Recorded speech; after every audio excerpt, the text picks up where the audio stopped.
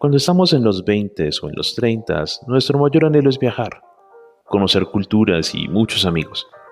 Pero cuando se trata de viajar para trabajar, alejarnos de nuestra familia y amigos nos genera soledad. Y una vez más, la nostalgia nos rodea.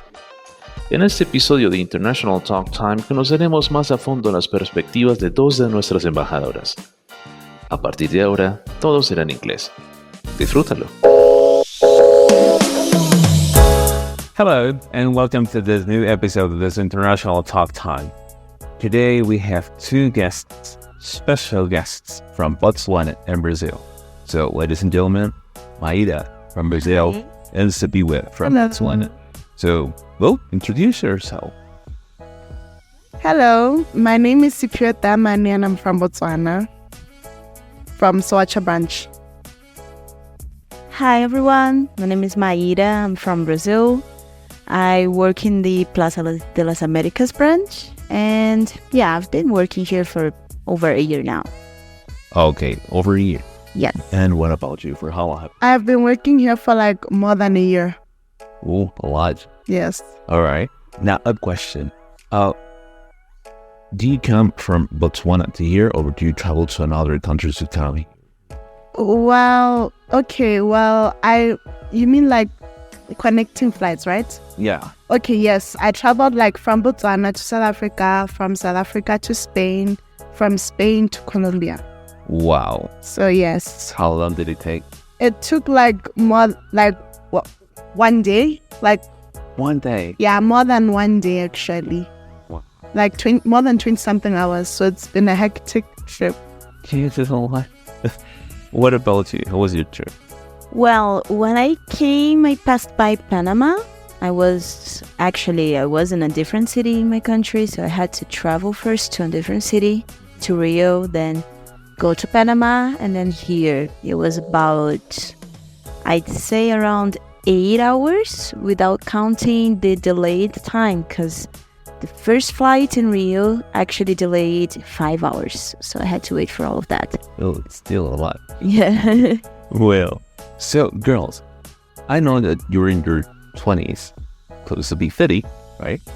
So what do you think are the pros and cons of being your age? Okay, all right. The pros and cons. The pros is at least you have a little liberty, like instead preferred to when you stay with your parents and you're young, and next thing you're restricted to do certain things and stuff. But the cons is that you have to fulfill responsibilities. Being an adult is complicated. Yeah. Like work, relationships, like etc. Like it's complicated being an adult. And then like you have to fulfill responsibilities and so on. Mm-hmm. So sometimes you wish like yeah, kid. Sometimes. Oh, yeah, thank you. What about you? I think there is also like already connecting this point you brought, like another con I would say is mainly the fact that we are in our 20s, almost 30s in this generation. Like my mother, for example, when she was my age, she was already completely stable in her life. You know, she had enough money to, I don't know, buy a car or have a driver's license and organize her life in a way that everything she had was hers somehow. And I feel like we are having some difficulties on that because I feel like everything is a little bit more difficult right now, you know? Okay. Yeah, but the positives, the pros are definitely I have a lot of energy yet, you know? Okay. Yeah. And also, like, I feel like it's a little bit like this adulthood, she said, the liberty we have, all the possibilities that are in front of us, you know, being able to do everything we want, to go everywhere we want, because it's basically our own choice right now. Okay. Now, we were talking about these pros and cons. What is the best memory you remember from your childhood? Okay, that's a good question. Excuse me. Well, the best memories in my childhood was like, you know, hang out with my families.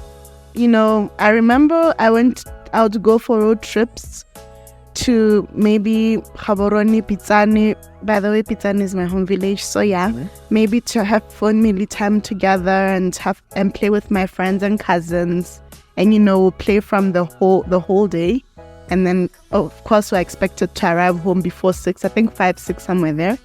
Those are the best parts of my memories. And of course traveling to Johannesburg for like my parents' graduations. And it was fun. Like, but even though there were like bumpy roads in the way, like just figuratively, like there's been conflicts here and there, but like I did enjoy being free, play and stuff. So That's great. yes, that was the best part of my memory as a child. That's cool. Well, I didn't have much of a possibility to play a lot, I think. I had only one. He's kind of brother to me, but he's actually my cousin. It's just that we grew up together. The thing is, he was a difficult child. So it was kind of difficult to handle, like, all that energy and the fact that if things weren't like he wanted, things wouldn't be that nice. So yeah, I actually think my best memories from childhood would be reading. I loved reading, so I spent lots of hours every day reading books and books and books, something I sadly don't do anymore. I think it's also an influence of technology right now in our lives. And also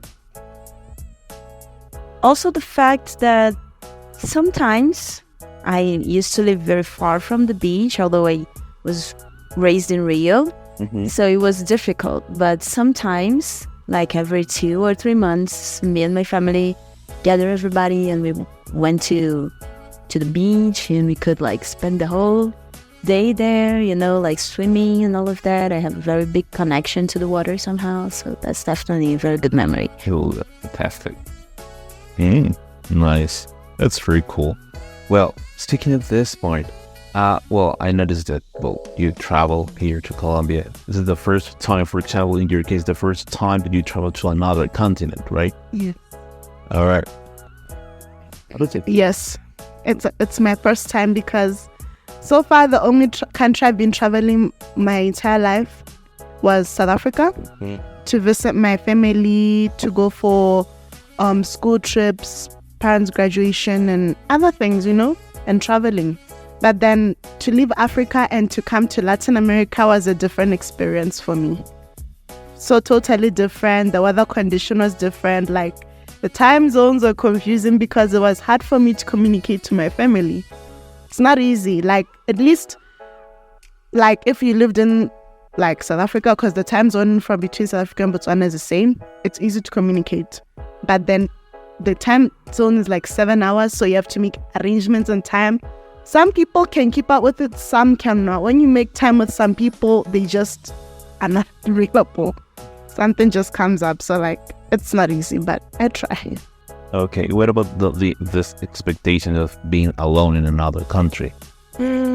Okay, like the expectation, at first it was exciting, but it came to reality that it was difficult being alone. It was really, really difficult being in a country whereby you don't know that language, you don't know that culture, you cannot relate to anyone. And it's sad, but at the same time, it's a journey, it's a process, it's an experience. Not everyone is able to adapt. Some come and go, and it's not an easy experience. Like, when I'm it's not easy. It's like I feel alone, I feel left out. Like people don't understand me. They don't understand how I feel. So that's my experience. All right. Then what about you, Leia? Well, this was not the first time I visited another country, like a country I'm not in a different continent, right? But a country that's kind of far. I've been in other countries, but just for visiting. This is definitely my first time living abroad, Yeah. And although it's not my first experience living in a different city where I don't know anybody and something like that, I've done that like 2 years before I came here. still difficult because the first time I did it was in Brazil, right? So everything happened in Brazil, and somehow it's the same culture, so it's the same people. You know how to connect with these other people. And here was a little bit more difficult, mainly also because of like money matters, and the beginning is always hard. The first months are really difficult. They are very challenging. Feeling left out, just like Sapiwa had, and also like this feeling of being so far from home, you know, and knowing that if something happens, you're by yourself. That's a very difficult feeling, you know.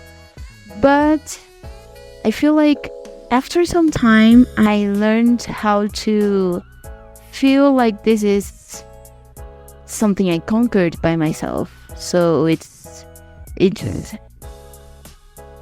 good to feel like I can solve my own problems and I can do my own stuff, even when it's difficult or when it's hard. Very inspiring, right? Well, now, what kind of message would you pay to our people here, students in general, who want to go abroad by themselves? I could say, like, before you ever plan to go to certain countries, you should do some research. Know what the country is all about. Get an insight about the country and the history and the culture, so that once you're there, you won't you'll still experience cultural shocks, but at least you won't be too surprised or overwhelmed. And not just that, at least get to learn their language. Because my mistake was I came to Colombia not knowing Spanish at all. And that was my mistake. If I learned the language, or if I was planning to go to other countries that don't speak English, maybe I would have learned their languages too, or Spanish, either way. Then it would be a little easy to communicate to people or interact with people. So that's my advice. Yeah, I would say something very similar to what Sapiwa said. Like, so important to know where you're going to know what kind of people you're gonna meet, what kind of place, what's the basic structure, like social structure, you know, because even though I'm from a South American country too, it's still very different. And yeah, I think that's the biggest challenge, you know, like knowing what you can say, what you cannot, what you can do, what you cannot, you know. It's the most difficult part. And yeah, the thing that helped me the most was starting learning Spanish a little bit before I came, and trying to watch social media and series related to this country, you know. Like, I know it's not like the best one, but that new soap opera that's in Netflix, the one with coffee. Yeah, coffee and I don't know, the woman's smell. I remember exactly the name, but I watched that a little, and it was nice to at least get to know the places, see what's the city structure and how people socialize between themselves, because that changes a lot. That's true, right? So that's a recommendation, guys. Don't be afraid of traveling, right? That's very important, right? Try to take the plunge to go beyond your expectations, and go over all around the world, or to know new experiences. Oh, and I would like to say one last thing. This is actually my mom's advice for me, because first time I decided to move out to another city and all of that, I told her, Mom, I'm really afraid. Like, what if that doesn't work? And she told me, like, look, if you get stuck because you're afraid, you'll never move on. You'll never do what you want. So go. Even with fear, just go. If something goes wrong, you always have a home to come back. So you don't have to worry that much about it. Just enjoy. All right. So, girls, hats off to you to make this decision. Is there anything else you want to say? Yeah, and another thing I'd like to say is also enjoy the experience. Like, I know that I've mentioned the downside of it, but the upside is you get more experiences, which I've experienced. So at least Life is full of ups and downs, whether you're living in your own country or outside your country. It's different, but at least it's part of the experience. So you'll enjoy the beauty of it. Well, you're done. This is it for today. Girls, thank you so much. I really appreciate this. All right. And Thanks. Thank you for calling us. Thank you. so you stay tuned for another episode for this International Talk Time. See you soon.